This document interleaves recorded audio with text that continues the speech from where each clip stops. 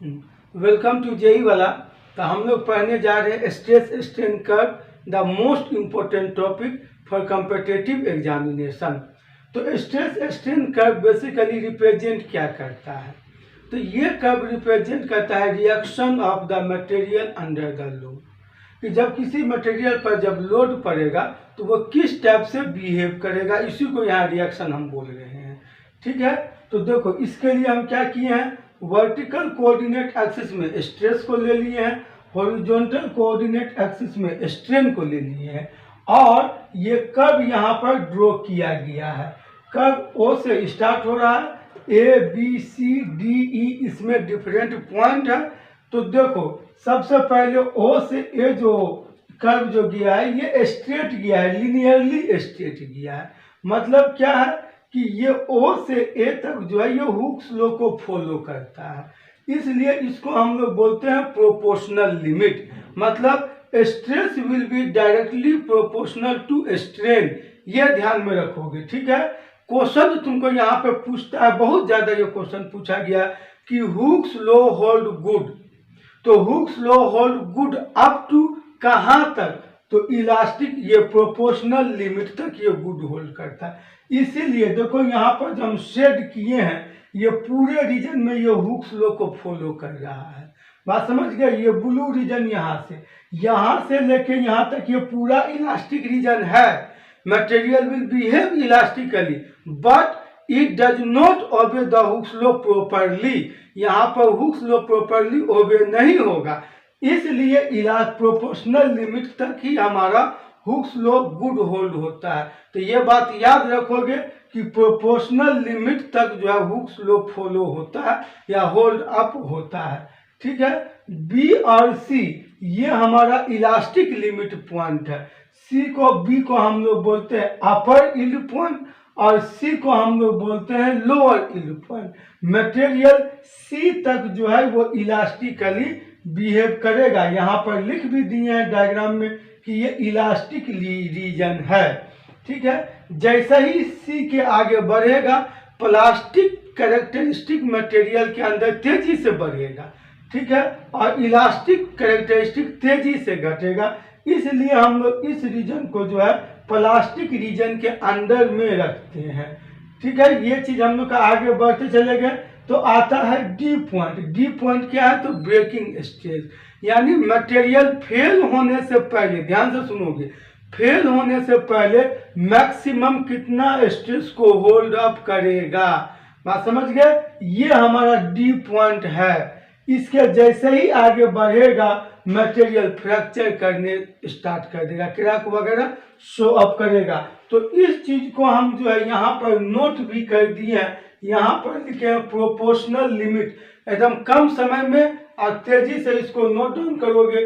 ठीक है, अगर दिक्कत हो तो वीडियो को पॉज करके ये डायग्राम को नोट डाउन कर लेना, बहुत इंपॉर्टेंट ये डायग्राम है। तो यहाँ पर देखो डायग्राम में भी सारा चीज हम नोट डाउन कर दिए हैं, तो इसलिए ये बेस्ट रिप्रेजेंटेशन है स्ट्रेस स्ट्रेन कर्व के लिए। तो देखो यहाँ पर प्रोपोर्शनल लिमिट जो होता है वो रीजन दैट ओबे हुक्स लॉ लिखा हुआ है कि वैसा रीजन जो हुक्स लॉ को ओबे करेगा।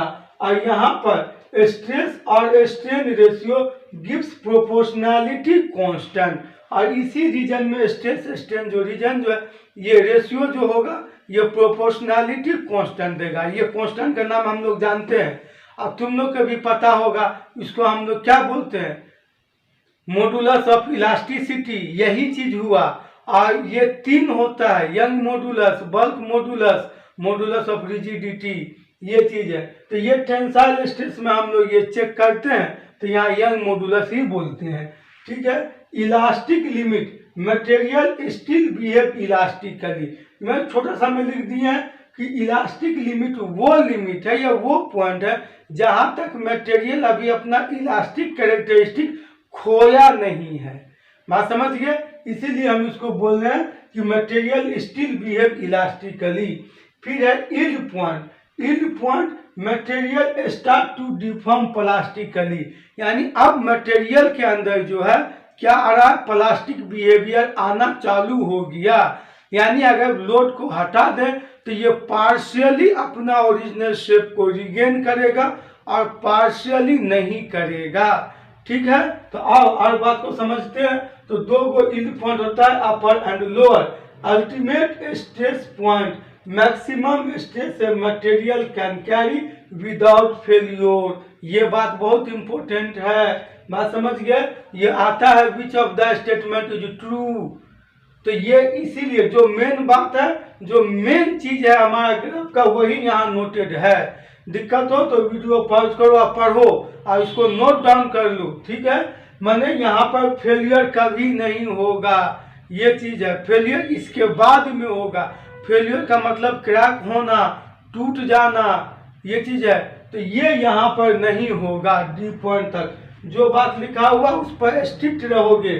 ठीक है, फ्रैक्चर और breaking point, a point at which failure of the material takes place, जो ई पॉइंट है, ये चीज है। यहाँ पर एक क्वेश्चन तुम लोग से पूछता है कि ये जो स्ट्रेस स्ट्रेन कर्व के अंदर जो ये एरिया है, ये एरिया जो ये तीनों शेड किया हुआ तुमको दिख रहा होगा, तो ये तीनों एरिया, ये पूरे इस कर्व के अंदर का एरिया किस चीज को रिप्रेजेंट करता है? आया हुआ सवाल भी है 2013, 2017, ये बहुत सारा कंपटीशन में जो है ये पूछा भी जा चुका है। जेएसएससी में भी ये एक दो बार पूछ चुका है कि स्ट्रेस स्ट्रेन कर्व के अंदर का जो एरिया है ये किस चीज को रिप्रेजेंट करता है। तो देखो हम नोट में यहाँ लिख दिए हैं, ये चीज क्या रिप्रेजेंट करता है। तो it represent energy per unit volume to cause failure. Very very important point है।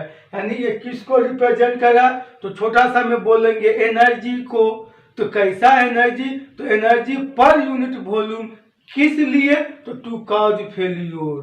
बात समझ गए। ऐसे याद रखोगे कि stress strain the area under the stress strain curve will represent the energy per unit volume to cause failure of the material.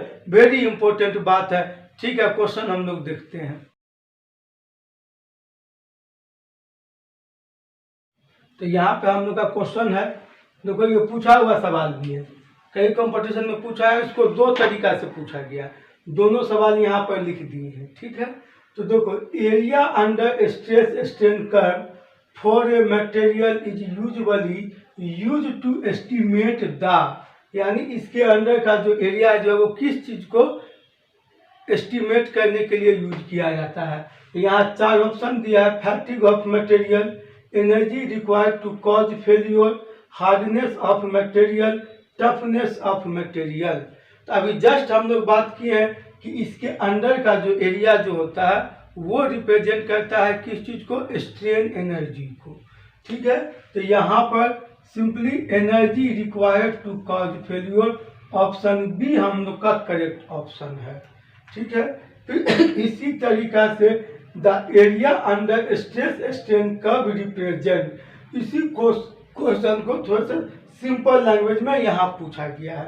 तो क्या होगा इसका, ऑप्शन दिया है breaking strength of material, toughness of material, hardness of material, energy required to cause failure. तो यहाँ पर option D हो जाएगा इसमें भी, क्योंकि इसके अंदर का जो एरिया होता है वो एनर्जी को ही रिप्रेजेंट करता है। अब वैसे तुमको हम बता देते हैं, ये एनर्जी का फॉर्मूला होता है half into stress into strain, ये होता है फॉर्मूला, ये होता है फॉर्मूला। ठीक है, ये हम लोग देखेंगे, अभी कोई लेक्चर इसमें हम डालेंगे स्ट्रेन एनर्जी से रिलेटेड, जिसमें ये कर्व को हम लोग यूज करेंगे। बात समझ गए।